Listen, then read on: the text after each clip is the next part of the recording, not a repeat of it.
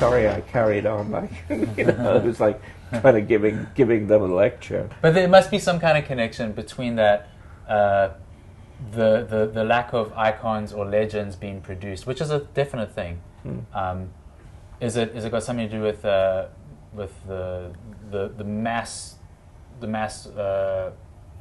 availability of artists on streaming platforms? There's so much. There's so many artists that things get just like cluttered and noisy. There's nothing like that particularly stands out. I mean, I hear a song that I like. Oh yeah, this is a really good song. Get the artist name, forget the artist name, move on. Next one comes. Same situation happens. So I definitely think there must be some kind of correlation between that. Fast food, instant streams, instant more, lots of options. But on the other hand, it really helps bands or artists that could not get in there with the radio, because it used to be only that one avenue to success would be like get playlisted on radio, get heard, get somewhere. But now, like the smaller bands, there's more opportunity, where it's not like only through the record company, not only through the radio station. So I guess on like one side of the coin, maybe it's like very epic and there's like a big growth in like alternative stuff, which is really positive and good because there's a lot of really good artists. And on the other side of the coin is where are the icons, where are the legends, where's the heartfelt like things that really move you, because there's so much. Won't you hurry? 'Cause I'm tired of this day. For a blue coat, won't you bring back all those colors to my dream? Silver magic ships you carry, jumpers go sweet Mary Jane. My whole thing is there's a lot of clutter out there, and it's not just music. Yeah, it's everything. I can watch and suddenly I'll see something I really love, like Fred Astaire, and I go, wow, how did they shoot this in one shot? So that's me as a film buff, seeing this on, let's say, Facebook or YouTube or whatever. Then I rarely go on to Spotify, because unless I go there for a specific reason, there's no reason for me to be there. Maybe it's because I just don't like what they have done to music.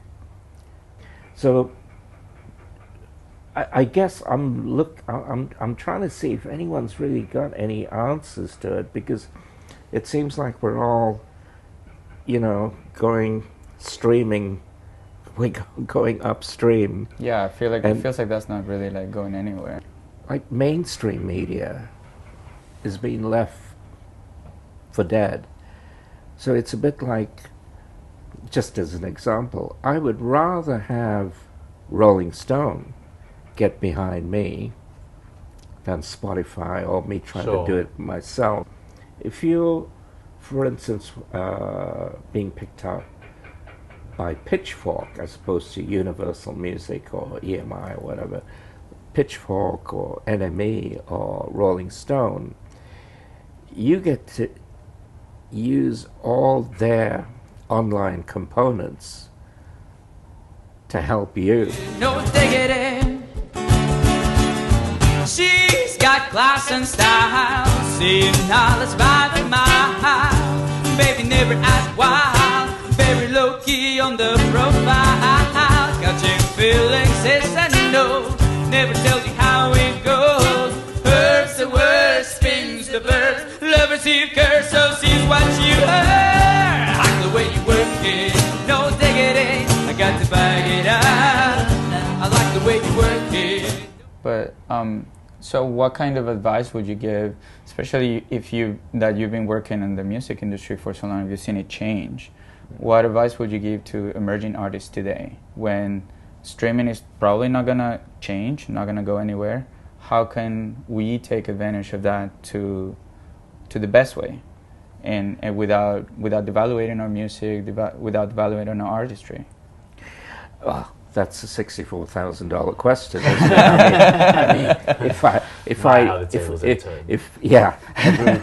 I mean, if I knew that, I wouldn't be asking you guys. That's what we're trying to figure out. Yeah, and I'm trying to.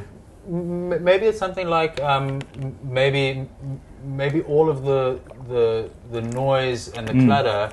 Maybe it's getting too much, and people will start to desire a more premium avenue that's a little bit more curated. Because I think that's what's happening now. I think people more and more just want to pay for something, and it's just tidy and organized in the way of like paying for your streaming movies or your music. Like just the nature of subscribing and paying to avoid the annoyance of adverts is showing that that's the kind of thing. Because the more adult I get, the more I'd rather just pay for things. And then maybe you have like, not really a radio station, but maybe like a Joe Rogan / like podcast where it is like a DJ personality who creates good stuff. And I like the way he or she like talks. I like their podcast, I like their show. I like that it's introducing me to good music that I actually like, and then that can like become like a sort of more premium thing. That to me would make sense. It's a community. You're talking about creating a community that you can kind of tune into. Something like that. It's kind of similar to radio, because radio is community based. Because it's always in the town that you're in. There's like, and then there's the student radio and everything.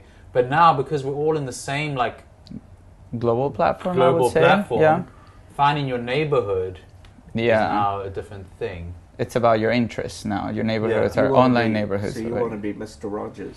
It's not a bad idea.